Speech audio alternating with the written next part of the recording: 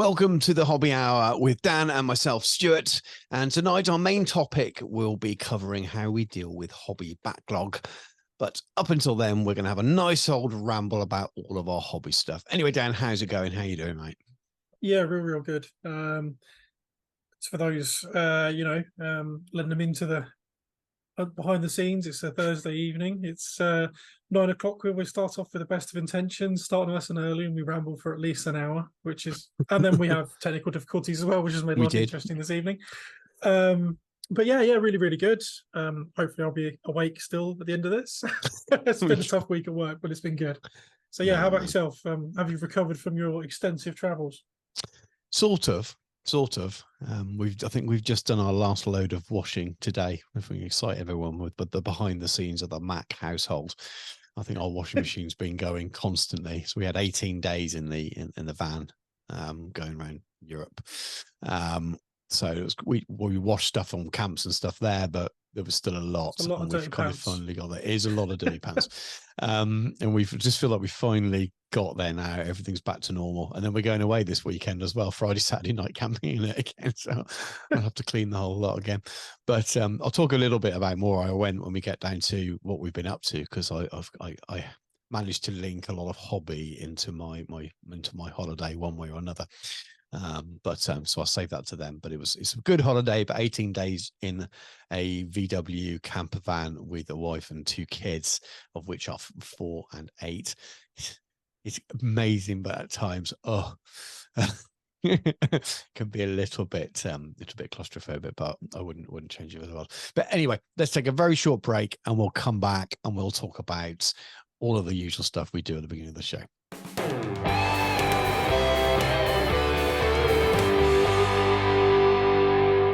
And we're back after our beautifully cheesy 70s American style theme tune music.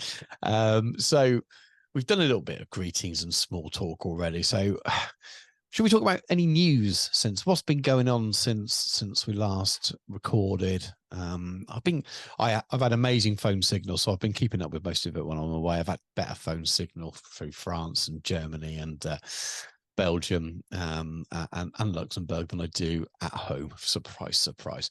But so I was able to keep on top. I only watch a tiny bit of YouTube at times. But have you any news that are kind of sprung out to you, Dan, that you want to talk about? Trying to think, to be honest. There was a Middle-earth FAQ. Mm-hmm. There were some changes. I will confess my head's not really in Middle-earth at the moment. So at the risk of offending some people, don't care. Just don't care. There was some changes to bears. Apparently now it's a natural 6. You can't mite it for the bear save if you use the Legion. Okay. Yeah. Oh well. Yeah. And they've stopped people who massively abused the Assault Lothlorien list, abusing the Assault Lothlorien list, and actually take it as a legendary Legion, i.e. run it as a theme. Yeah, which is what they're designed to do. Because you can't now take 50 billion goblins and no orcs and run them with an orc. So there's been noise, the usual obligatory GBHL meme fest, which always makes me sad. And then, yeah, there was stuff. I've switched off to it a little bit, if I'm honest with you. As we'll come to, not really that engaged with Middle-earth hobby at the moment. So I suppose I've been spared that. And you've been on the continent, so you've been spared that as well. You can't hear the wailing and lamenting and rending of garments. I could have done. I've like you, my hobby focuses on other games and systems at the moment, so I haven't looked as closely. I tend to scan FAQs, and I didn't when I was away. And I'll flick through it before I need to know something, but it sounds like it was the main 2 things covered were factions I don't play anyway, so I bet if I look through the factions I've got armies for, probably haven't changed.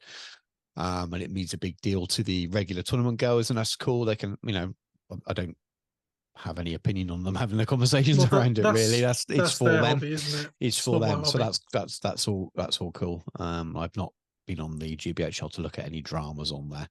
I think it's been quite well behaved, in fairness. Right.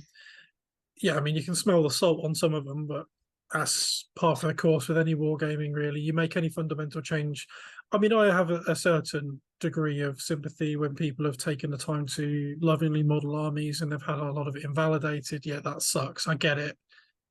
However, I think a lot of people have had an honest conversation with themselves. They probably knew they were stretching it a little thin, and maybe, you know, these things happen if you play the army in a way it wasn't originally maybe intended. Yeah.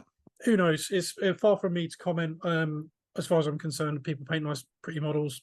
Happy days. Like if I ever play Vanquish the Necromancer and we ever play a narrative game, I'd quite like to play them originally where they can do spells in combat, because that's what they did in the film, and I think it's cool. Yeah. But that's me at home. People can play what they like. You know, Yes, they put tinfoil on the cat and play a Titanicus or whatever. I don't really care. People's hobby is their own hobby. Yeah. My hobby at the moment is not that hobby, so fine. Yeah, and that's, I mean, for the historical side, people that aren't familiar with GW games at the moment, they do promote the 3 ways to play, which is, you know, your narrative, your matched play, which is your kind of more strict. It's not necessarily competitive, but people that want to, this is fine points against, you know, a definite number of points against a definite number of points, and you follow all the latest rules, and then you get that kind of open, which I don't think anyone does anyway, which is just you can sling everything on the table. So there's something to suit everyone. All of those different types of gaming exist, but you'll hear the noise most about the competition side, because, you know, that's you're going to generate debate, isn't it? People aren't going to, you're not going to generate debate by a narrative scenario other than people saying, oh, I like that one, or I don't like that bit. It's not such a thing. You're not going to get multiple people talking about it from different angles. So it's the same in any game system, whether you play competitive events, the people will always complain or talk about rules changes and FAQs and stuff. And that's cool, because some people absolutely love that. And like me and you, we're more kind of narrative-y, painty kind of people. So cool. I don't get annoyed about it either way. Filthy To be honest with you, because I just avoid it, because it's not something that interests me too much. Any other releases and things? I suppose Epic was delayed, isn't it? So the new Epic Imperialis has been delayed, which is interesting. I recorded a couple of videos before I went away. I had two main videos to go, and I've played around with lots of shorts recently. So if you watching this channel may well have seen those. So I've pre-recorded a few little bits so I could release them when I was away.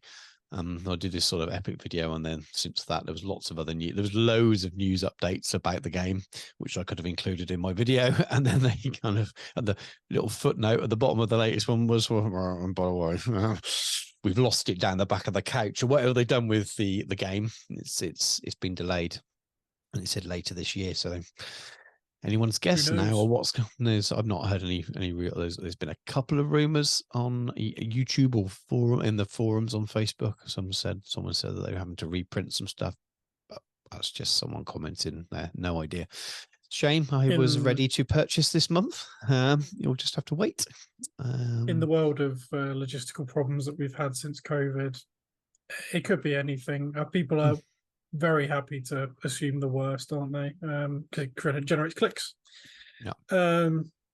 You know, as we previously discussed. So I'm sure there's a perfectly valid reason for it. And the amount of times that people have gone, oh, I wish they'd delayed it because I wish they'd done it. They've had to FAQ it within 2 months of it coming out. Maybe they've listened. Who knows? Yeah, I don't. It's disappointing, because I was looking forward to having that box this month. I'd planned a couple of videos. I was looking forward to doing especially a couple of the painting ones. I was planning on doing a kind of a big tutorial video for all the traitors and all the loyalists. So 2 big videos with 9 different paint schemes in each. Really cool videos, would be fun to do. And yeah, I don't know when I'll be able to do those now, so I have to change my order a little bit, but it's not exactly the end of the world. But if they're struggling for hobby inspiration or models to paint, as we'll talk about in the second half, I've got a lot of plates spinning here. So yeah, it's not an issue. I just changed the order that I'm doing things, and if they've held it back, they've held it back for a really good reason. And there's lots of stuff going on, you know. So it could be a printing thing. You know, they've recalled some of the 40k stuff early on, didn't they? Some of the data cards or something. They recorded some things that there was an error or something, and it may well be they're still in the middle of their big warehouse change at the moment, aren't they? So it might well be that they just haven't got the capacity to deal with a big launch at the moment, and they don't want to sell thousands and thousands and thousands of copies, and then people waiting a month for them and kicking off online. It's much lower key complaining just to put something back, isn't it? Rather than, they definitely won't have done it unless they really needed to, because it's going to hurt them. They have a plan. It's going to cost them lots of headaches. So hopefully the they release get it schedule for resolved. everything else, I suppose, as Of well. course it So does. It pushes things together at least anyway. So it's going to cost them money, isn't it? They've not done this to annoy people. That's the other thing. People get annoyed about it. They've done it and they don't want to do it. It's going to cause them stress, cost them money, and maybe it's cost someone their job somewhere. So who knows? But other than that, other releases and things, there's the Aegis. I'm not buying into it, but I do quite like some of the new Aegis Sigmar Cities of Sigmar models. Some really, I can't remember what they're called now. There's the hunter models or something. They had the dogs, and they. I want to make them into a Mordheim warband. Apparently, they're a Warcry warband as well. They're a separate. Yeah, I was watching a painting phase, and Peachy was saying something to that effect. That apparently, they're a Warcry warband as well. I mean, the new models, the cannon's cool, although I think drinking and operating a cannon's probably unwise. That sounds like a great idea to me.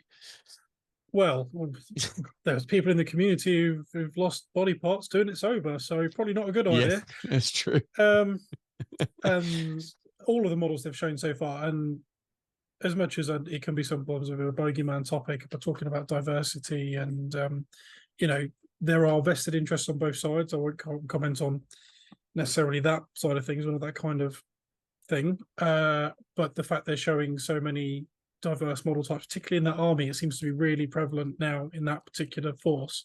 Yeah, it's nice, and it's not costing me anything. It's not costing anyone anything, I don't believe, unless maybe it's poking a hole in their bigotry. I don't know. Yeah. Let's not go there. But seeing people who are, let's be honest, they're not white guys like us, being excited about seeing models that look more like them. Great stuff. It should brilliant. Happen, Happy days. There's absolutely it would be bad if they weren't doing it now. There's absolutely no reason, and I don't mind, and I hope they do retcon stuff for their existing games. And re-diversify them. It doesn't matter that when things were designed in the early 80s that's the fantasy tropes were different. But with AOS, they have no excuse because it's their own thing and their new thing. They absolutely should be and have no excuse for not being more diverse in the way they have. So they actually have to do it. But it's nice that they've done it. So yeah, it's encouraged really interesting hobby conversations as well. And that's one of the things I love about it. Now you've got people going, what's a really good way of painting like Afro-Caribbean skin tone then? And everyone's going, here's what I've found. Sharing all this is fantastic. That's all it can do is add more tools to your box. Even if you don't want to play that army, if you honestly want to tell me you're painting humanoid figures in, particularly in 40k, across the entire breadth of the galaxy, and there's not many black people, really. So I'm all for it. And the fact they're actually putting the sculpts in that have the sort of, as much as you can paint what are generally Caucasian-centric sculpts in Afro-Caribbean colours, seeing the sculpts represent sort of an Afro-Caribbean or in African face structure, fantastic. Yeah. I'm all for that. It's brilliant. So fair play GW on that one. I mean, I know they're behind some people, but they're ahead of others. So, who's the judge? At least they're doing it. They're the biggest voice. So seeing them do it's nice. He's probably the first in miniature wargaming to do that. I think you'll have seen it in role-playing games and definitely with fantasy computer games and things long time before this. But in terms of miniature gaming, they're one of the first. Yeah, I think there's big in terms of big companies. I think there's a lot of small companies who've been doing it a while. Like, Bad Squiddo. I forget her name. I don't know if she watches this, but Annie Norman, isn't it? Yeah. So yeah, absolutely. In terms of a miniatures range, but in terms of a game and actually putting it into your lore, that's what I was getting at, more than just sort of an alternative range. Yeah, she absolutely champions that, and it's brilliant. But I suppose, to be fair to them, Privateer Press had, and quite a long time ago, probably 15 years ago, had a lot more diversity there. So that was, that's something that is not a lot, but that's some, and dating back a lot further than some other companies and things. So it's getting better, and it's good to see. Definitely good to see. So I mean that's a nice little bit of news, seeing Hmm. more diversity in miniatures ranges and stuff. And aside from that, the models are just kick ass anyway, regardless of any of the other part. They're just wicked models. I want I think it's some kind of necromancer or something, and he's got the skeleton playing the flute, or the Yes. not quite a skeleton, not quite a zombie. He's kind of in that middle, probably not so gooey anymore, kind of papery Yeah, stage. It hasn't got lips. So I don't know how he's playing it. But I want that model. I really want that model. it is nice. It's really, really nice. Yeah, I think they've done. So all we talked about is GW so far, and it's not. I'm just talking about the games and all the things that I'm like miniatures I'm likely to use, and I'm likely to use those for Mordheim or in a future Empire army. And for games that I'm currently playing, there's not a lot of new releases. So there's no epic battles releases at the moment. There's No, no Flames of War releases at the moment for stuff I need. Their Battlefront have been releasing all of the sort of Team Yankee stuff, and that's not something that interests me. So I know I'm conscious that people will be watching this, and we promise to cover lots of things on the channel, and it's a channel that covers lots of things, yeah, hosting it. And you're wondering why we're talking about GW every week. It's just naturally what's being released at this moment in time. So in terms of things we play, they are a little bit I'm more Games afraid I'm Workshop useless centric like in that. terms of the news. Sorry, go No. on. I'm just thought I'd mention it because Yeah, we're yeah, 5 absolutely. episodes in now, and we've not talked about a release. Obviously, Warlord Games have been releasing lots of new bolt action stuff at the moment. I'm not playing those eras of bolt Yeah, action, so it's not that I've switched off those things. It's just a case of the games I'm currently playing aren't releasing stuff for I've got oh, feel like I've got my stuff. and one thing we've not mentioned, Martin from Plastic Crack Podcast has commissioned his Yes, own miniatures to be he made, and a few has. people are painting those I've now. They're got appearing in the some group. over there. Awesome. I had the first one ages ago, and I'll apologise to Martin that I never got around to doing a video or anything for it. He sent me one of his initial test prints back when he first got his first models back, so I've had it forever. And he sent me a full set of them when he sent them out to lots of other people. He knows, I have spoken to him about this, but he knows why I Yeah, haven't done it. He knows I've gone on holiday. They're actually lined up in my planned videos soon, where I'll do a more detailed unboxing. I did a short on them, which I recorded and released when I was away, but I'll do a full sort of review of them and with them all painted as well. So I do have plans for them. So yeah, Martin's Ragged Staff minis. I think he sold out of his initial run really quickly on his Etsy store.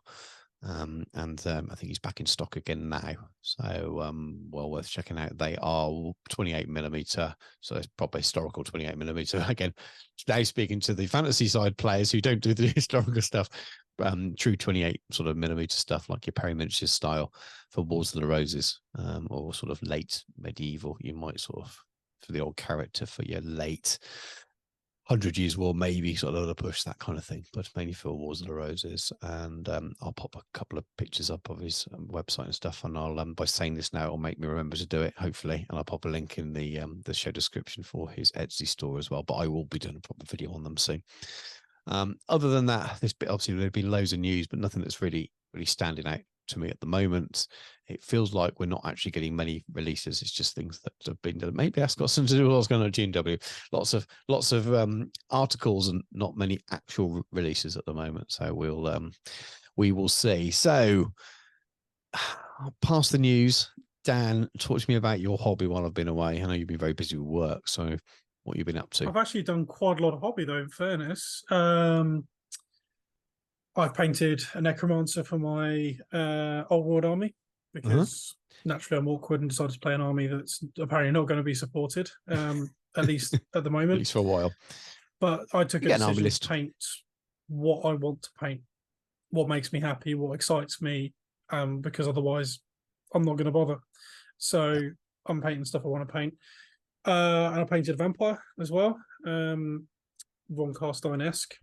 He's from the I think he was originally an Underworld warband, and they've just released it. Yeah, he looks familiar.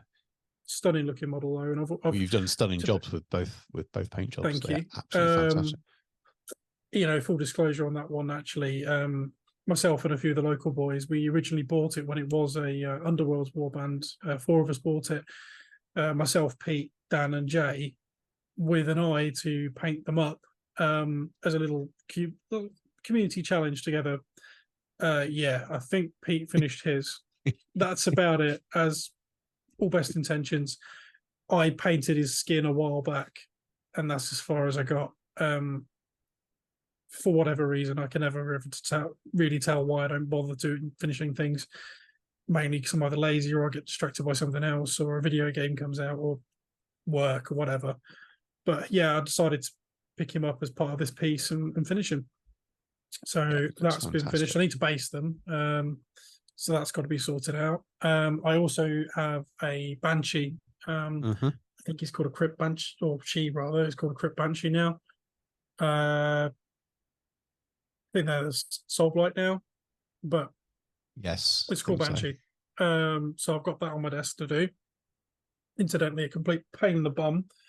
I've also inherited some bits and pieces because recently my mate Tim, who I know basically through Instagram, so some good comes of social media. He lives and works up in Glasgow, and he's a barber, so he works a lot of weekends, so we don't really get much opportunity to see each other. And beginning of the year, we planned to go to Warhammer World and play some games Middle-earth, which we did. This Monday just passed, actually, which was great. It was good to see him. Just, shoot the breeze about music. I mean, we both got a very similar music taste and about life, everything in general, talking about miniatures, talking about Middle-earth, talking about everything. He's very excited for Old World. He bought two Vanguard sets for the Beastmen. Okay, I'll keep him busy. I picked him up the Beast Lord, the more recent one in my local GW. Cheers, Marcus, if you're watching. Because we couldn't guarantee there would be one at Warhammer World. I don't think there actually was one, so it was quite well done. No, I see. So he's going to start painting those up. Nice. Which is cool. And the next time we go and play in Warhammer World, we're going to play some Old World. So hopefully that's not too long. Whenever those. If anyone who's involved is, you'd have to play some 6th ed or some 7th or some 8th. Well, we'll probably play Middle-earth again and rearrange something else. I felt quite bad because we played 2 games, Good versus Evil. We both took a good and evil army. And he took Fangorn, so Treebeard, Quick Beam, and 2 Ents versus a Mordor. I took my Battlestreams army, so people may have seen it before. It's the Chieftain, 2 normal trolls, Gothmog, and a bunch of orcs. Yeah. Played. Which one did we play? I can't remember which game we played now. I know we played Heirlooms for the second game. Not my favorite. Well, I managed to get really lucky in one turn and beat up one of his Ents with my trolls, and then I kind of rolled his line. I was able to hold him for long enough to roll him. And then it was Storm the Camp, because I managed to zoom Gothmog on his Warg all the way off to the other end. You played Storm the Camp and Heirlooms. I'm guessing you rolled those up. We rolled them, yeah. You wouldn't pick those, would you?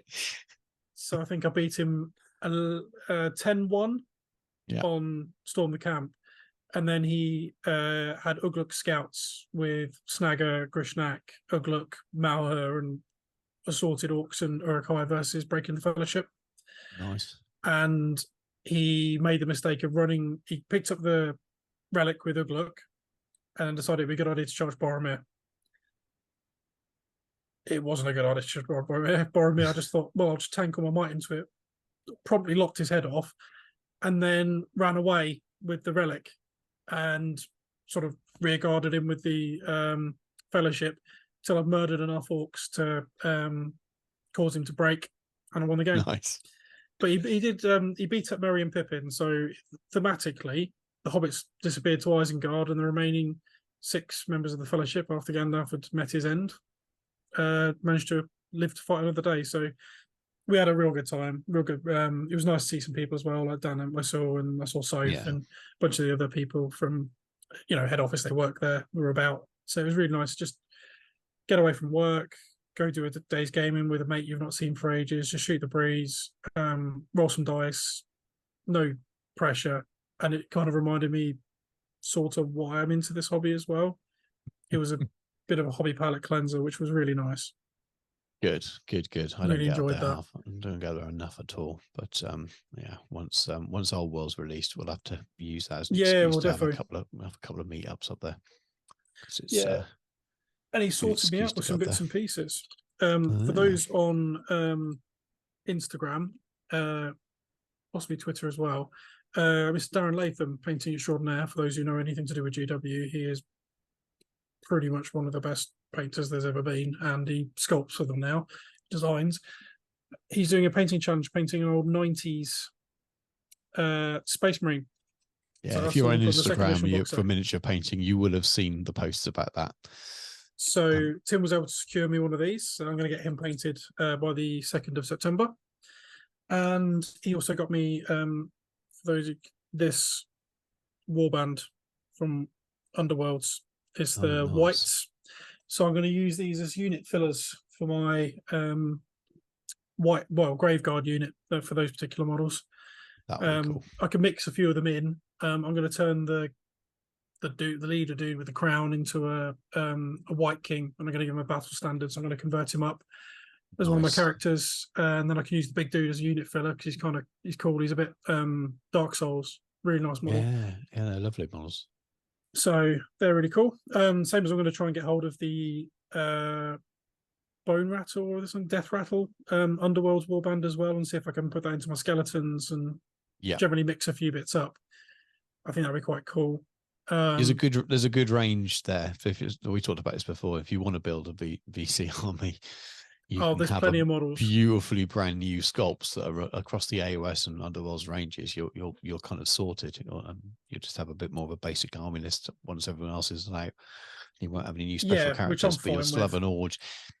A lot of people, I rarely played special characters, funny enough, when I used to play fantasy. I don't know if that will change under the new rules and the mentality of it, but I never used to play special characters. So if I end up making my own up like I normally do, then it's almost going to be the same as everyone else. But no, I think your army's it's an going to look interesting awesome. one for vampire counts, particularly later editions. There were a few that were good.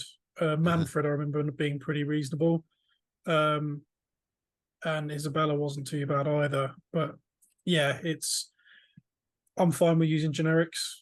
Suits me absolutely down to the ground. It means I can name my vampires, or in this particular instance, have your sons assist in naming my vampire, which is cool. Yes. So we've gone with that, and I've already half forgotten what I've named him. We were going to go back over that. Where is it? It's better than the names that they came up with. Definitely Harry, my 4-year-old's name for him wasn't brilliant, was it? Even I can't remember what that was. Rockstar Cool Knight, and Jacob suggested Lord Zed, which is pretty cool. So it was a bit of a Zachariah von Karstein, Knight of the Carmine Shroud. We're going to go for that one. These nice. It enables. I still can't say it with a straight face. To be fair, we're still naming toy soldiers, but whatever makes us happy, right? Yeah, absolutely. And I've done a little bit more on my Tiger tank. My Flames of War. I got some airbrushing down on it, and I put the transfers on, which meant an awful lot of time looking at reason. No, I'll send a photo over, which will appear through the magic. Not done huge amounts. No one should expect too much. But I about 15 bloody coats of microset because the side of that Tiger tank is obviously rippled. So again, the Iron Cross, or the it's not the Iron Cross, is it? It's the Wehrmacht symbol on the side. Yay. So that's done. So I'm going to try and get that painted. Probably by the time we do the next one, that should be done, because I want that done for CrackCon anyway. Yeah. Although I've got a few bits coming up, because I'm going to go to Ardacon next Saturday as we record. I'm not playing. I'm just going to go say hello. I've been the best way you could probably put it is politely but forcefully encouraged, at worst you can say bullied, into going up and seeing people. I'm going to burn, then I'm going to do Chester as well. Sophie and I are going to go to the zoo, which will be nice. Just make a weekend of it, just have a laugh. But it'll be good to see some people. Good to see some friendly faces and stuff. Word has it that Damien and Cole have issue 14 of SBG there. Yeah. For those who do pay attention to Out of the Frying Pan, a review has been put up of that. A whistle stop tour, no spoilers. If you're watching this, Damien, I know it was late. I'm sorry. but not as sorry as him because he's later than me. It's fine. So yeah, that'll be fun. So there's lots and lots and lots going on, but I want to get my tank done and I want to get my Banshee painted. That's my and my Space Marine. That's August for me. Nice. What about you? Tell us about your trip. Yeah, so camper van, pull over to Cherbourg in France, and then we did Black Forest in Germany. I went to Luxembourg, into Belgium, and then back to Calais, and then over via the Channel Tunnel on the way back. So Emma planned it ages ago when we bought our camper van earlier this year. But so she sort of said, anywhere you want to visit when we're in these areas, and it was managed to squeeze in quite a lot of hobby related things. I think our first full day there, we actually went to Mont Saint Michel in France, which is basically just a castle from Warhammer Fantasy. Yeah, I don't know if you've been, Dan, but it's a beautiful looking sort of castle in the water, sort of on the edge of the beach. Really, really beautiful. But then of course we're in Normandy, so I managed to tick off a lot of World War II stuff. So I ended up visiting Utah Beach, which was actually quite haunting. Utah Beach. And then we visited Gold Beach and Omaha. They don't feel quite like that because there were so many people sunbathing and playing and things, which I think is lovely. Actually, it just shows what it was worth, what people were fighting for in order to people to enjoy those beaches for those things again. But on the top of on the cliffs on Omaha, it's again it feels a little bit haunting up there. You got a big monument to the Big Red One, which is you read all the names on there. It's quite poignant. And there's a few names in gold as well who got a Medal of Honors and things. So it's quite poignant. And we visited a couple of batteries as well. So there's a place called Maisie Batteries, which is sort of a whole bunker network. No gun in place, no guns left. They've not really. No. They've collected a few, but these big batteries is a little bit inland. And then we went to, I can't remember the name of this one, Le Meur something or other. There's another set of 5 guns, big guns, and 4 of those are completely intact. These guns, it's amazing. You see, you're standing there next to these huge defensive guns, but very, very cool to see and to sort of look at those. I've been to a lot of battlefields, but never any World War II ones. I've been to the continent loads of time, but never visited a battlefield. So they were some quite poignant moments doing that. And Germany was none of that. It was Black Forest. It was beautiful. Probably my favorite part of the holiday, but not very kind of Wargaming related. So we'll have to skip past that. Then we went to Luxembourg, which is. Did you make to Carentan? Because you did I completely forgot to mention it there. Yes. Yeah. So on the same day we went to Utah Beach, we went on to Carentan. So I followed the road into the 101st Took, well, one of the routes in, which was rather cool as well, and right in the center. So anyway, people that played, there's a computer game. I can't remember what it's called, but there's one that follows that route as well. But you look at all those buildings that the blown up church and the monument in the center. Is that Hell's Highway? I think so. I think that's what it's called. But anyway, so that was really cool to be in the center of Carentan. Nice little town, very small town really. But had some lunch there, and no one else knew what I was looking at, but I knew what I was looking at. Germany was beautiful, probably my favorite part of the holiday, but nothing to do with wargaming related, so I won't bore people with it. Then in we on the way over to Germany, we drove through the Ardennes and things, but we'll cover that more later. But we went to Luxembourg.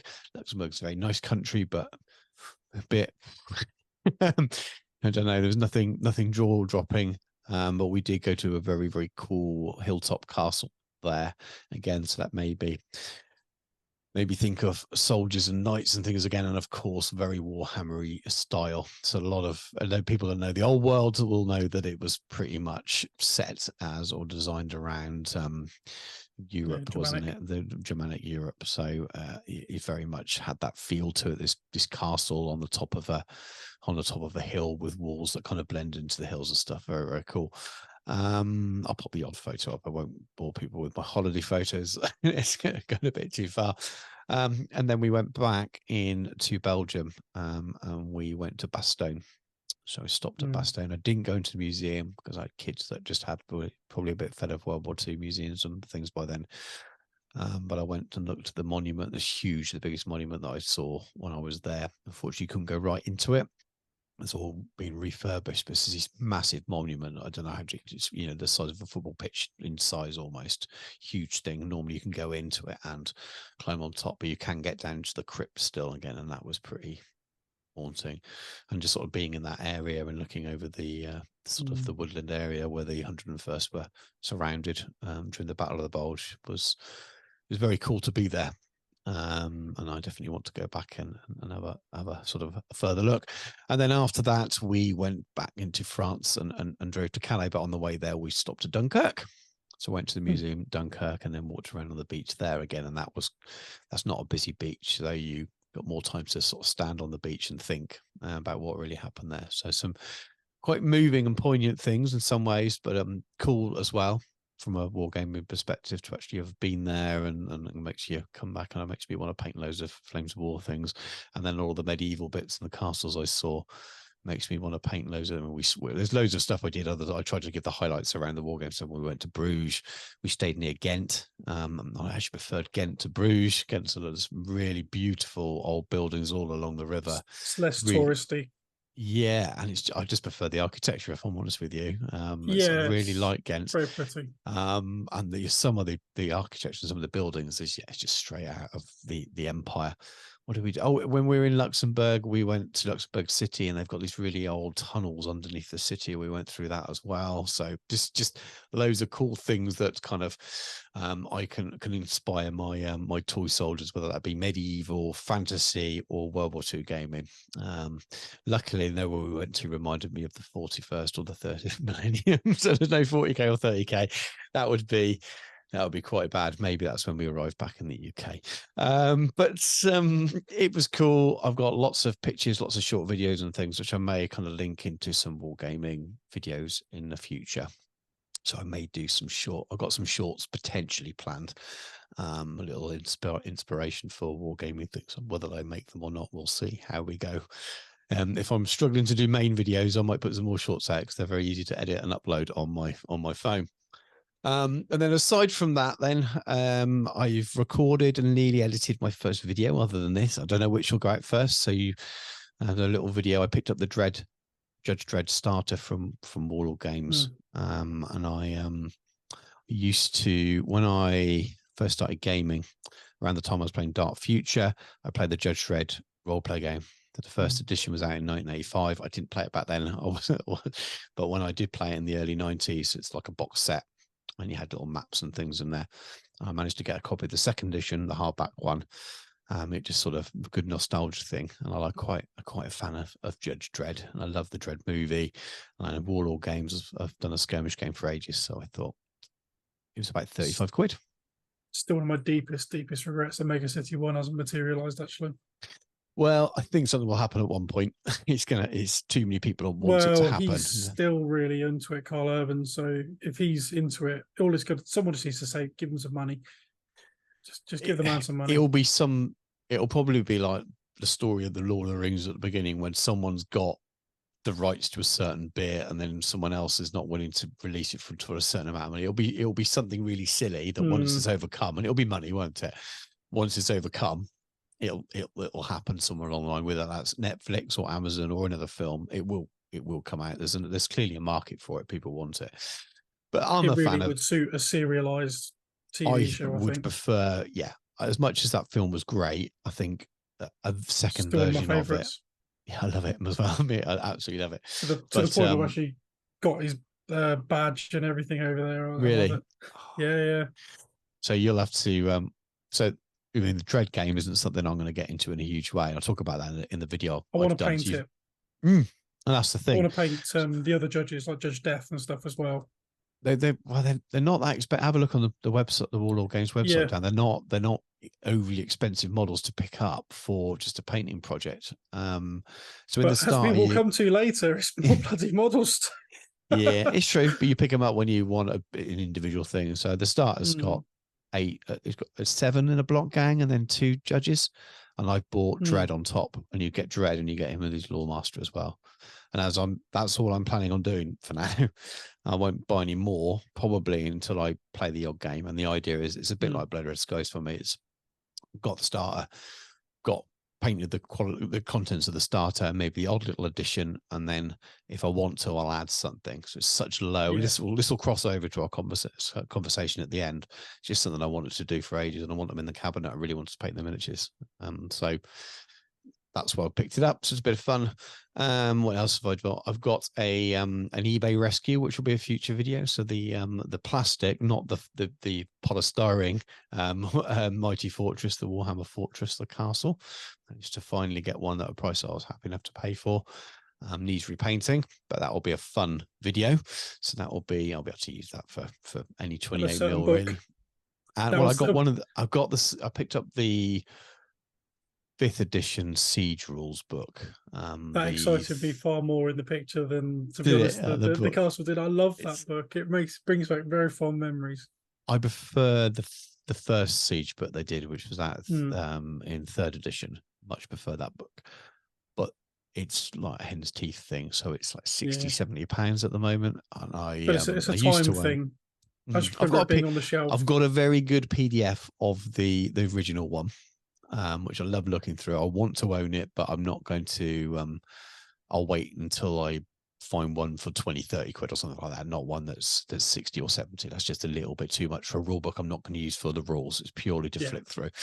It just seems a little bit silly. And there's no, if you want to spend, I've spent money on a plastic castle. I spend more than that on a plastic castle, but that will have some use for the old world. I'm going to paint it, and it will be useful for terrain, and I can use it in other things as well.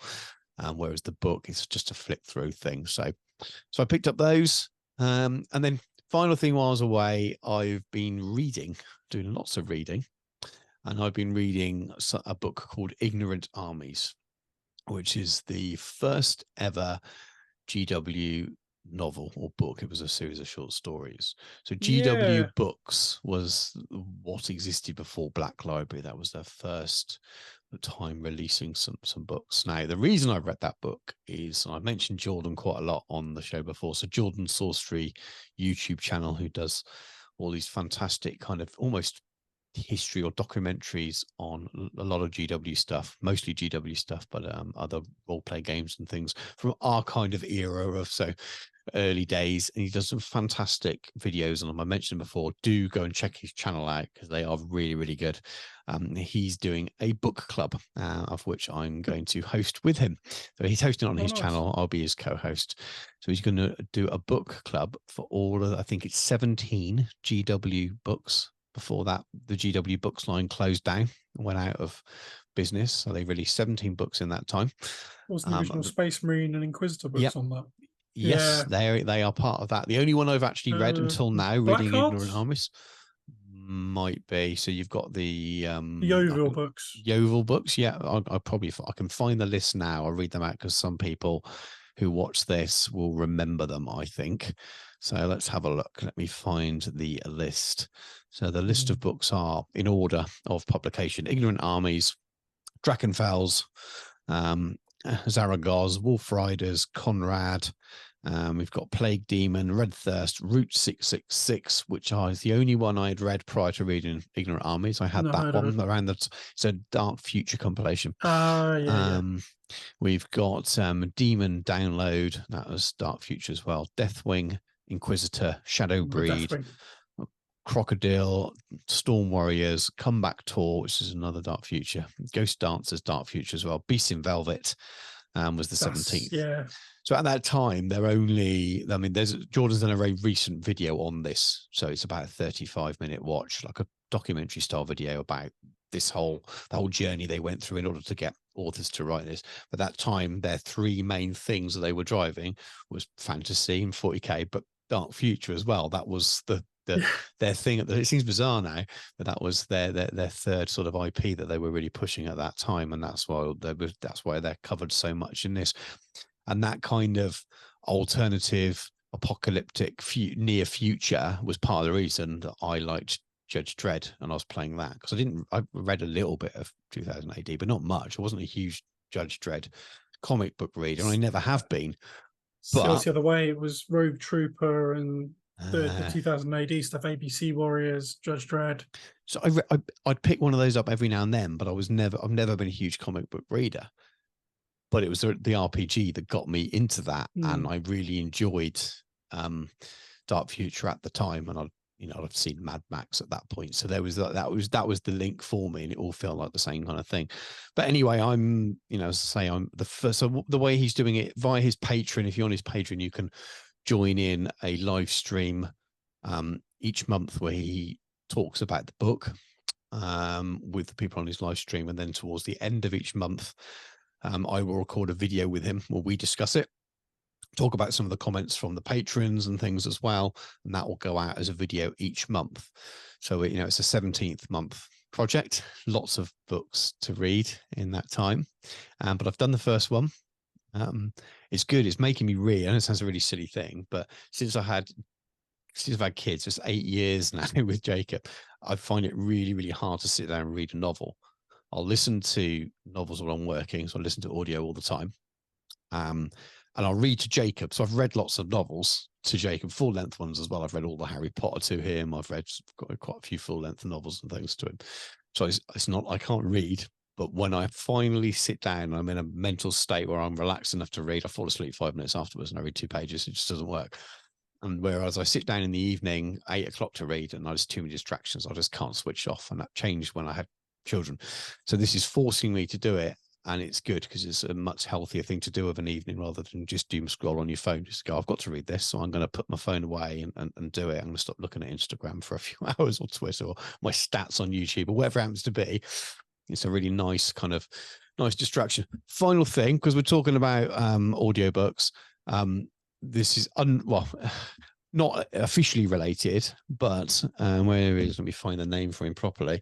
So there's an Old Hammer fiction podcast, which I've discovered recently after Jordan linked it on his Twitter, or X now, whatever it's called.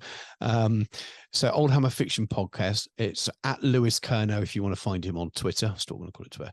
And he basically records his own audiobooks, and he's been doing it for those 17 books as well, or other audio or other novels from that time that were serialized in magazines and things.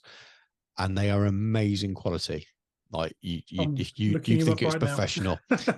He doesn't do them in order. He just does, like, picks a short story. So they kind of tend to be around an hour long, however long it takes him to read it. He reads it, full voices, everything, very good audio quality. So what I've done is I've read Ignorant Armies, and I'm now back working a little bit. I'm only working a little bit this month, but when I'm back working, I'm listening to them as well now. So I'm getting a second read of them via listening to him, and they are incredible. So again, if anyone likes the idea of the book club but doesn't have Ignorant Armies, it's obviously out of print. And the prices of it on eBay can be expensive. If there's any available, you can go and listen to all of the stories for Ignorant Armies via that podcast. I mean, it's on Apple Podcasts. I'm sure it's on other things as well. So go and check that out. They are very high quality. It's not just some bloke like us whittering away to a microphone. He's done a very, very good job of editing them and putting them together. I was just listening to the first Gottschalk and Felix one. Geheimnisnacht. If you listen to his version of that, he's made Gottschalk a Brummie. It's hilarious. I've never heard him as a Brummie before, but it adds a different element to it. But it's very, very, very good. So I recommend him as well, especially if you like the idea of that kind of book club thing. Right. Anyway, I need another holiday after rabbiting on for that long. Is there anything else you want to cover? Any other bits you've been up to, Dan? No, I think we'll take a break and then come back for the main topic.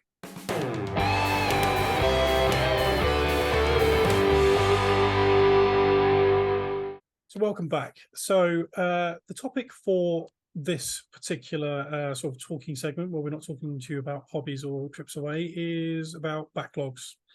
So most of us have got one. Not everyone. Some people are very disciplined. Some people have more limited spending on their hobbies, so they can't really accrue one. That's absolutely fine. But unfortunately, it's something most of us have in the hobby space, certainly within the miniature wargaming space.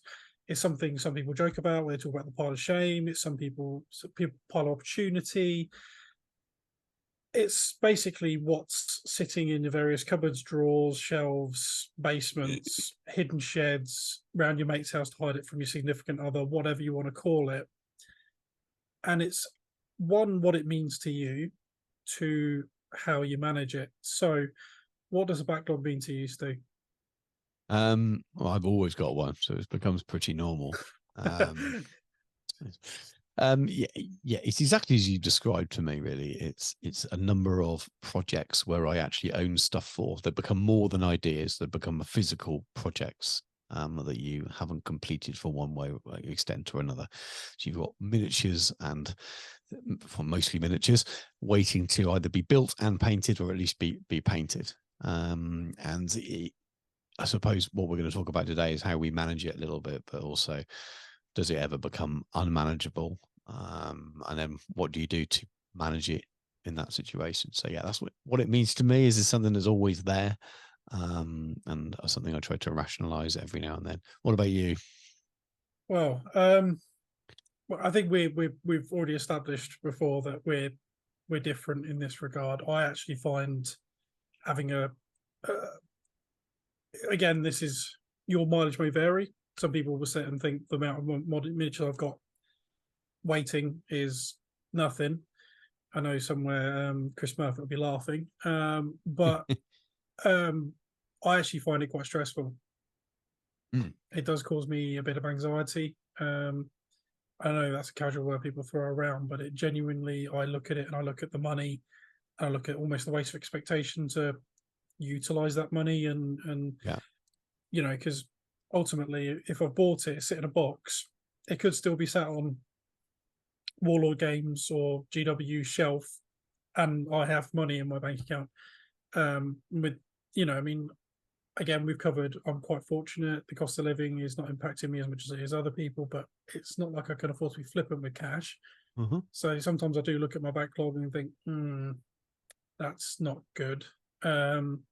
I've been better, and I've been worse than I am right now. So yeah, for me, I mean, there is an element of, depending on which day you catch me on, do I look at it as a stockpile for the future and a pile of opportunity. And then on other days, I do look at it as a pile of shame and think I've wasted so much money because I've been caught up in the hype, or someone who I might share a podcast with might have got me interested in something. It's, and there's a lot of people who've got very different ideas on this and who sit on many different ends of the spectrum, and it's about how you feel about it, how you can justify it to yourself. I think have a harder time than other people do sometimes justifying it. I would say so. Having known you as long as I have now, you do stand out as unusual in that sense, with the levels of backlog that you are willing to accept, and your willpower is very high. Before you go and buy something, you really, really do think about it, and I'd say you're more likely to say no, especially when it comes to big things. You might go out and buy a miniature to paint, but when there's something with 100, buying starter set, you don't seem to get drawn into the new starter set thing. I know that's one for me, but that kind of, well, I'll just go, that's good value, I'll get that. And you have too many starter sets around. You're very, very disciplined. So in many ways, it's really good you're able to manage it. It's not good you're doing it, I suppose, because it gives you anxiety. I've never had anxiety about the size of the backlog, not to the point where I feel like, oh, it's a big problem. The worst case it is, maybe it's too silly to have that much. I shouldn't have bought that. I can sell it on, but so I'm not getting the same money back that I spent for it in most cases. So I've lost out. But for you really have to manage it, and you do. At least you appear to manage it very well. The often, and to be fair, it's not always perceived. Sometimes there is an actual cash value to buying a box set, a starter set. You do make a sizable, in some cases, saving. It doesn't always offset for the stress, because the amount of money I save, is it worth the, because I take so long to paint anything. Yeah. I mean, I have my moments when I'll get stuff painted really quickly, but they're few and far between these days as work has become more pressing. So it'll be sat there for 18 months. I'd have rather just had the money, actually, rate the interest rate's going, I might have saved the difference. Yeah. So it's a funny one. Yeah, I do generally avoid starter sets. The only starter set I can think of in terms of or a box set that I've bought in, or I'll be honest, I didn't buy it. I had bought for me. It was a birthday present. But Curse City, and that's been bugging me for a while because it's been sat there completely unloved. I've not had time or the inclination, and if anything, it goes beyond choice paralysis for me. I actually become massively turned off doing any hobby if I've got too much stuff sat there. I'm just like, I can't be asked. It actually makes me really annoyed. So having that sat there has been a bit of a, and now doing this vampire count army, I can utilize the vast majority of the models from the box set, which is brilliant. Yeah. So that's actually been a welcome thing. Yeah, because not only I am saving money because I'm doing an army where I've already got a substantial number of the models to start with. Brilliant. Two, it's some of the best sculpts GW have ever done. Yeah. And three, it's basically wiping out something that's been sat in my backlog for ages. Won't do all of it, but it'll make a sizable chunk out of the back of it. Yeah. Yeah. So for the me, value of those miniatures from buying them separately that you paint for your VC armor, you'll cover the cost of the box. Do you think you're more likely to paint the other bits once you've got the VC bits done? You might go around and go, oh, I'll do them. I suppose some of them, if you're going to make them into, depends how you base them, whether they'll still be useful in the game. You're just going to do it in a way that they'll still be usable. All of the skeletons will be able to go in. The chance of me ever playing Curse City are slim. I do try and, fun enough, Soph's coming next Sunday, or this Sunday, to play some board games, which is great. But most of the sort of group that we have that gets together to play a couple of board games is scattered now. Yeah. I can't see us ever getting through an entire campaign of Curse City before at least one of us gets sick of it. Yeah, so it's a shame, isn't it? I'd rather utilize the models. Makes sense. And use them in my VC, and then the individual heroes and stuff I can paint as little painting projects, little palette cleansers. The ones I don't want to paint, they're worth money. You can sell them. Yeah, you'll find that someone will probably buy the game set if you don't want it. Someone will want it and use it with their own miniatures. Yeah, because there'll be people out there that genuinely want to play the game and missed out on it, who will happily 3D print miniatures from other ranges that will work for it, or use their existing fantasy collections to play it. So, well, if you're one of those people, put it in the comments. We'll have a chat. Dan's sale starts today. Yeah, well, to be honest, actually, that's another thing. It's when you've got too much, what do you do? And I have to admit, and this is going to horrify an awful lot of people, I swept so much stuff into a bin about 6 weeks ago, 2 months. Literally in the bin, not even bothering to sell it. It wasn't worth the stress of selling it, because sometimes, people pay what they're willing to pay for stuff, but I can't be bothered with the haggling. I don't need the money. Fortunate, get that. But the grief of going through having to take multiple extra pictures for people, having a bit of a discussion about the price, started talking about postage. Can't be bothered. Just chuck it in the bin. I just don't want it in my house anymore. I just want it gone. I don't want to look at it anymore. It got to that point where I was just like, no, it needs to go. Load of it I gave away. Load of Isengard stuff's going to Chris Lord. Yeah. Don't want money for it. Don't care. I've got the scouts painted. I can do Amon Hen. The rest of it can go. The only one I've kept is Saruman, because I want to paint him. Yeah. But I have no intention of doing any of the rest of it, so I can go. So yeah, I must have probably got rid of about 500 quid's worth of stuff easily. And part of it makes me sad, but not because I got rid of it. It's more that I got myself into a situation where it became necessary to do it. Yeah. Too much. And I know I'm a bit more militant than some people, and there's going to be people going, "You mental." Yeah, I'm the opposite. I do sell things, and we'll talk about it in a minute. I do sell things on, but I don't have quite the level of concern you do. But that's just, we're all different in our makeups and the way our minds work, and yours is you need to be mentally tidy as well, don't you? As well as also having physical tidiness of your stuff. And if you've got too much stuff coming out your ears, you're uncomfortable with it. So yeah, genuinely. I've got two heresy armies that are fully painted that need to go down there. They're not getting chucked in the bin. I want some money back for them. They cost me a lot of money. And then there's Kenneth from Plastic Crack. He's had all my Necromunda text off all my books. So Cool. I'm going to take those to CrackCon. He's going to take those off my hands. Nice. I've got what I need in PDFs. I'll be honest. Might as well be honest in this forum. I've bought the books. Yeah. So for the one time, or I might play the game, I've got the PDFs. I don't care. I kept my Corpse Grinder gang. That's it, done. So it's just about carving it down. And then what I've done is I've boxed up an awful lot of stuff because anyone who may have looked at my Instagram, may or may not, I quite like using foam sheets, and I put armies on them. So when I've assembled them, I put on paper clips so I can spray them and paint them and all that kind of stuff before I base them. Yeah. I've taken all those off there and boxed them away so they're not in my eye line anymore, not bugging me. So I've got 1,000 points worth of Azog's Legion to paint. I've got the Forge World Doran's Company. They need doing. So you've got enough projects to keep you going when you need it. It's still too many. So I really shouldn't be doing vampire counts, to be fair.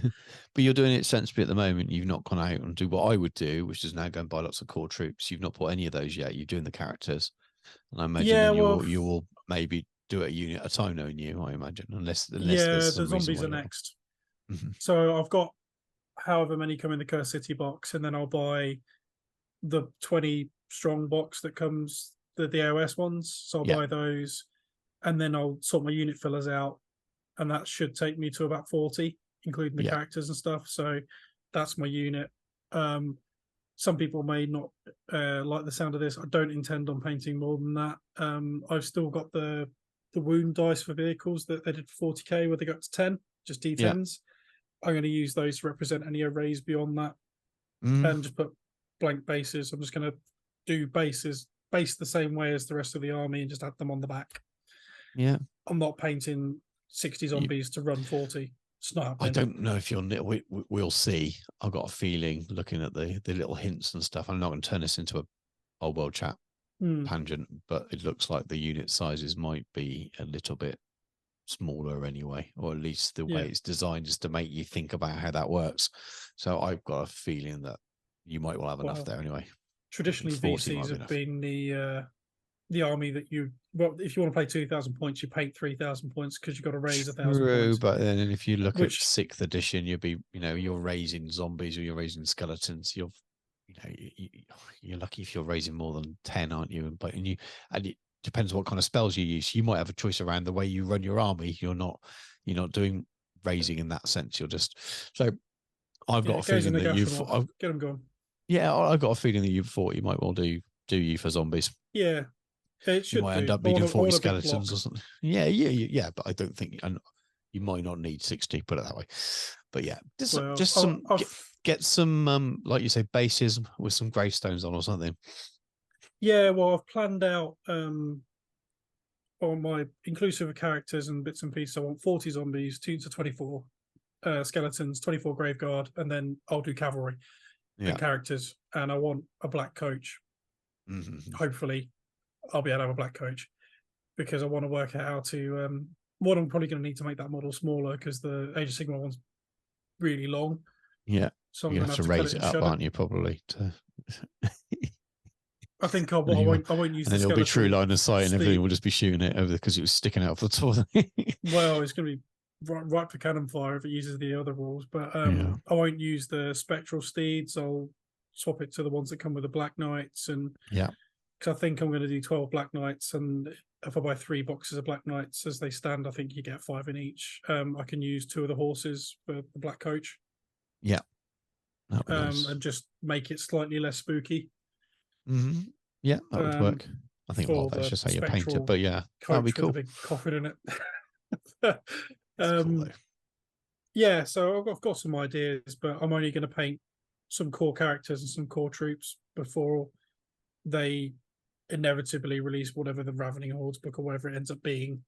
Yes, when they do the main release, because they said obviously that they're going to do that. They've already said that's a thing. So I'll paint and I'll keep it as generic as possible and then I'll do the flavor pieces afterwards once I know what they are. Yep, sounds perfect to me.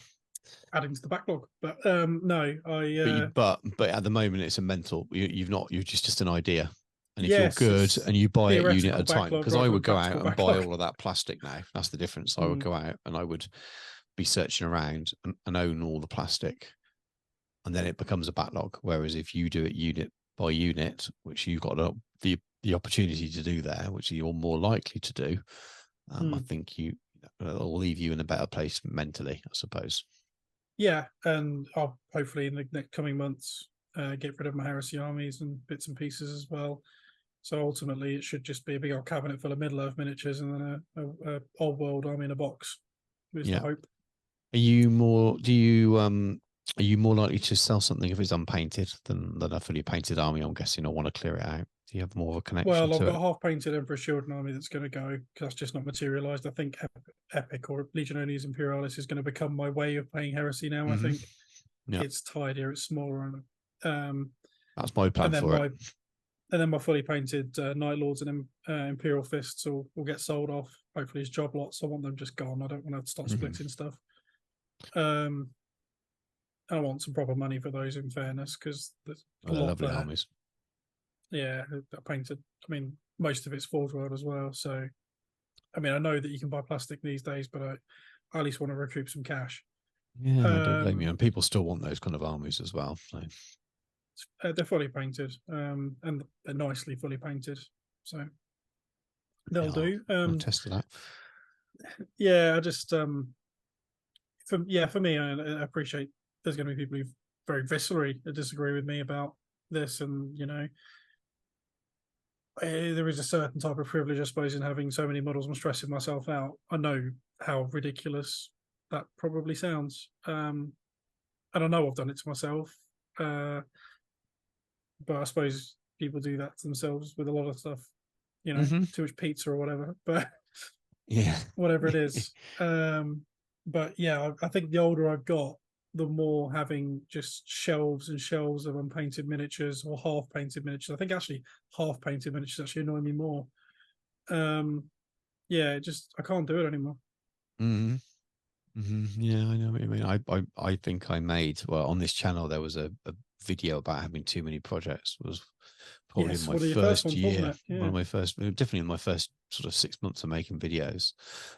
Um, and I've added to that loads since then. After saying I wouldn't, so I'm at the other end of the scale from you. Though there are people far worse than me, in terms of backlogs and things, because I do move stuff on as well. I'll get to the point. One of the things I did was have far too many Middle Earth projects box ready to go, just buying bits, and I have Yeah. cleared a lot of those on. Um, It's when you see people talking about their painted percentages, like, oh, I've got 2,500 Middle-earth figures, I painted 1,000 now. I'm like, yeah, it's what? crazy. I Some of those appreciate there people was an though awful lot have of only people, they did it. A lot of people bought everything when they thought the game was going down the toilet. exactly, and a lot of those So I people get only that, play Middle Earth as well. So, and that was when but I started all of those, buying all of those armies. I was only playing Middle Earth.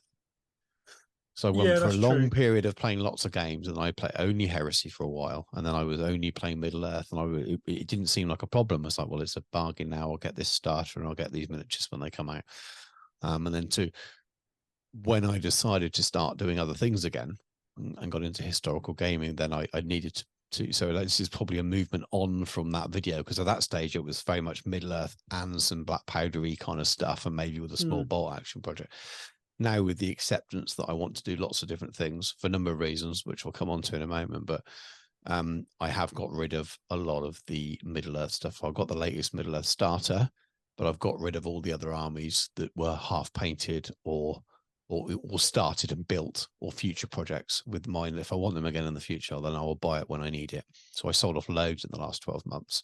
The only things I have for Middle Earth now, other than the latest starter, which is untouched, I got that because of one of the rules in it, really. But other than that, apart from the odd miniature here and there, I've got the Thorin's company from that starter. But other than that, it's just my unfinished few Iron Hills are left and my Azok stuff. Other than that, I've got my painted armies, and I did get rid of a couple of painted armies as well. So things I painted for particular reasons, like I'm never going to play Army of the Dead. I just wanted to have a second army. I wanted to challenge myself to see how quickly I could do it. the army's fine, but I looked at it and thought, well, I'd do that differently now, and they're easy to paint, so I'll sell them, and I made good money out of it by selling it. So got me a bit of shadow space back in my cabinet. So I did sell some Middle Earth stuff. I still have plenty of Middle Earth stuff, but I don't have boxes. I don't have a whole Gondor army anymore. I don't have a whole Rohan army. I don't have a whole Isengard army sitting in boxes waiting for those projects. What I was going to do, so all the Helm's Deep stuff, all the stuff we were going to do. I thought, well, if I want to do it in the future, I will rebuy it in the future. So I've cleared it all out, and I'm happy I did. But things fit into a number of different camps for me now. So it's that kind of things that don't go out of date. And this is more historical side than Games Workshop.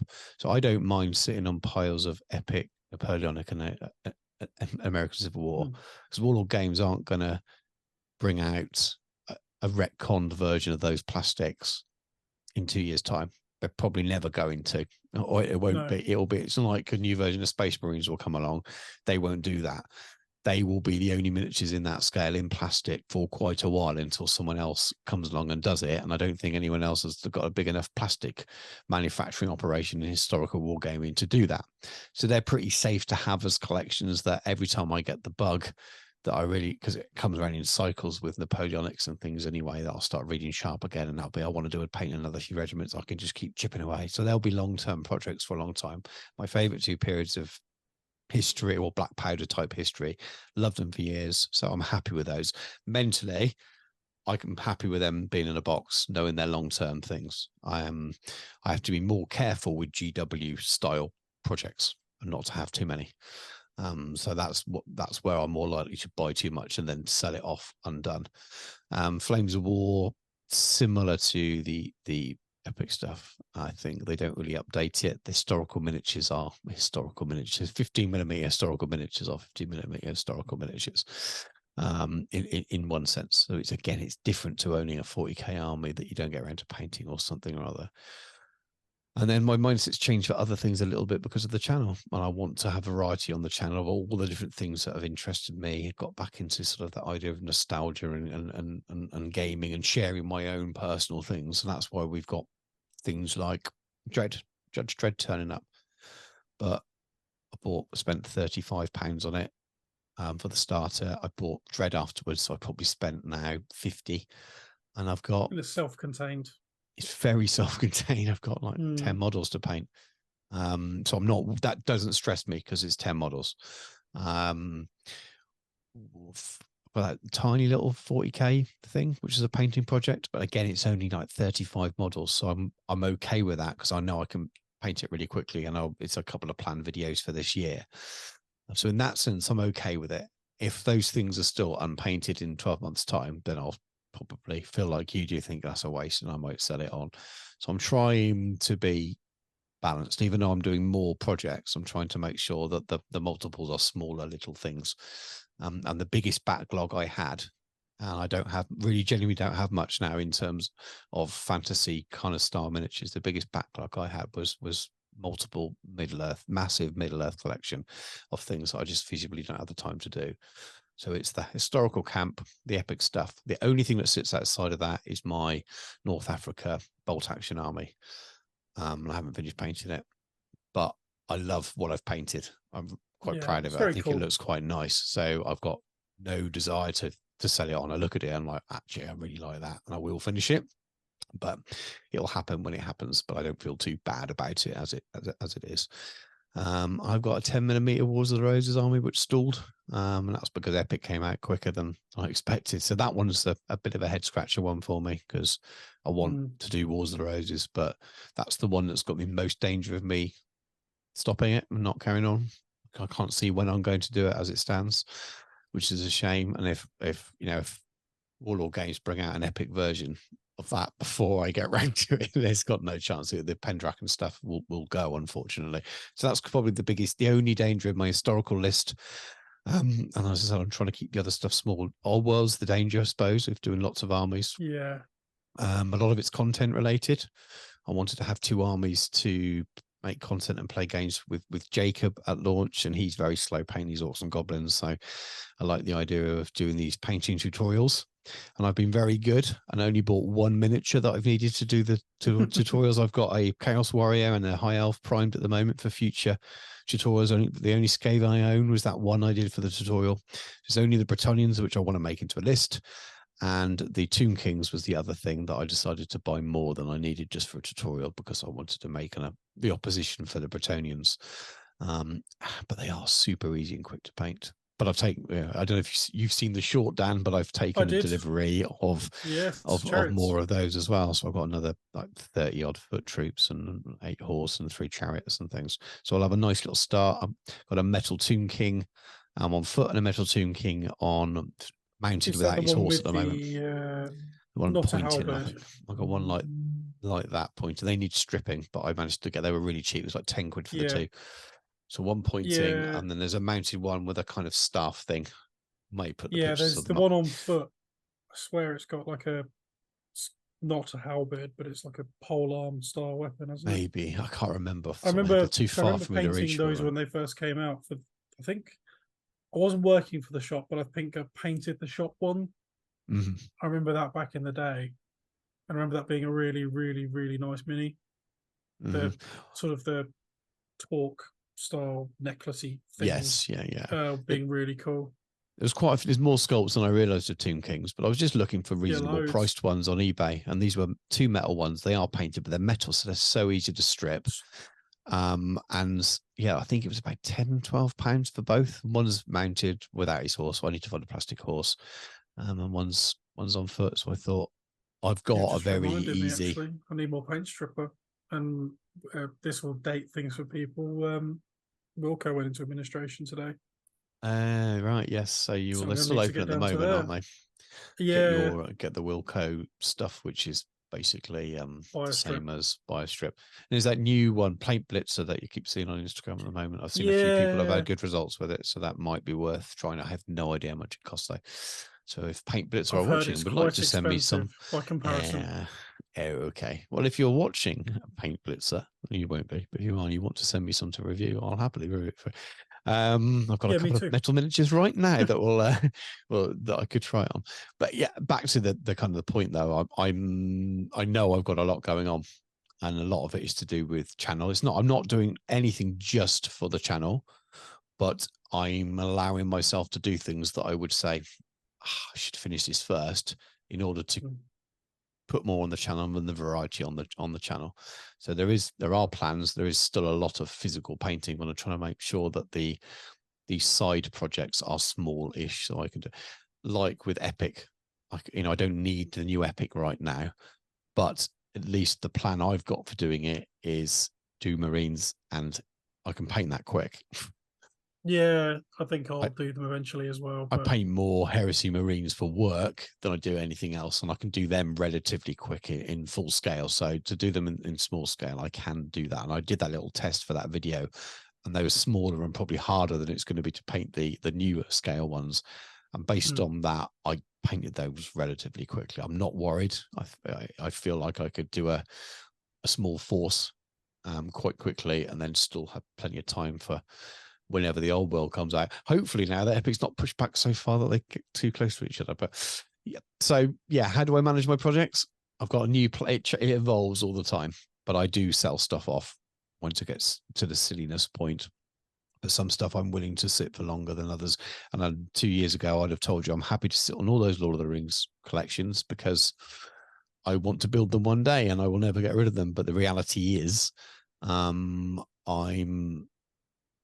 not going to get through them. I'm not playing that game as much now. And when I said that, I wasn't really doing many other games. It was pretty much I'll do a bit of Black Powder and mainly Lord of the Rings. Well, now I'm doing so many other things. You make a change, you make a choice, then you have to be realistic that some of the things you plan on doing in the past will adjust and change, I suppose. I think we were both in a different place though then. I mean, it's no fault of anyone's. People are very quick to put the boot in. But I think there's more to it that GW obviously haven't been able to, or would be my guess, do much with it. And naturally that's led to a slight depression in the sort of enthusiasm. Mm-hmm. And unless you're massively into your tournament gaming, which to be fair, that's probably why GBHL is such a thing, because that was a lot of what kept the community alive in its GW's absence, essentially, from it. Yeah. There's not an awful lot going on at the moment. I mean, we've got next weekend is Get Off the Road, which is an MTO, which I'll confess, normally I'm very pro GW. That's annoyed me because that's not going to be a cheap model, and it's fallen really badly for me as well. I was surprised by that. I thought that was going to be on general release. And it's fallen the same month as my other 3-letter acronym, my MOT, so that could be potentially expensive. Yeah. Yeah, I've got an MOT next month as well. Yeah, that may have to go on the old PayPal credit if I'm honest on that one, which annoys me. I don't like doing that. The idea of putting myself into debt for plastic crack makes me really cross. But I think I can't miss that. That's a model I just do not want to miss. So I may end up missing it because I will be adding it to. I won't be painting it for a long time. Yeah. And my intention would have been always pick that up, but because I don't need it because it's made to order, and I didn't expect it to be made to order, that might make the decision for me that I won't purchase it. Whereas if it wasn't, I wish it had gone on limited run and then just put it on as Warhammer World only or something like they've done with previous stuff. It's just really frustrating. I'm surprised. The only thing I can think of is that it's just to do with their capacity with other things they've got coming out. There's probably a very good practical reason, but it doesn't mean I'm not going to get annoyed about it. I mean, I'm a wargamer. I reserve the right to be irrational. Yeah. It's not irrational, is it, to say that you're disappointed that it's not made to order? That's just a natural reaction. You're allowed to be disappointed about things that aren't the way you would have chosen. Doesn't mean you're being unreasonable. Being unreasonable would be to try and make out that the reason they put it on made to order was purely because they're money grabbing and they're trying to, and all the scale. That's irrational. To say I'm disappointed, I wish it wasn't made to order, isn't irrational. That's just being honest about it. There's a difference, isn't there? A bit about maturity and things. I suppose so. I think there's a part of me that I don't know. I feel kind of daft moaning about miniatures in general these days, considering the state of the world. Yeah, but true. But you're in a context of a conversation that we were talking about that, aren't we? We're not talking about other things, so you can talk about it. Yes, a bit grand scheme of things. Does it affect your life? No, but when we're talking about miniatures, we're probably allowed to discuss it a little bit, sort of thing. Yeah, it's it is what it is. I'm sure I'll make a decision on the day. There may be a case of I miss it. I don't know. I'll have to see. We'll have like a week or two to we'll see how much it is as well. That's the other thing. Yeah, I wouldn't be surprised if it's 80 quid. And that's the thing. That's where it's more likely for me to go, no, I just won't worry then. So we will see if it is that absolutely. Much. We'll see. Yeah, it will come back at some point in the future. It's got to really. But I'd rather they just made to order, but then had it available to buy at Warhammer World or something, like a Warhammer World exclusive. So at least you could get it when you want it, and that's a nice treat when you visit the Warhammer World if you were thinking, I want to buy something.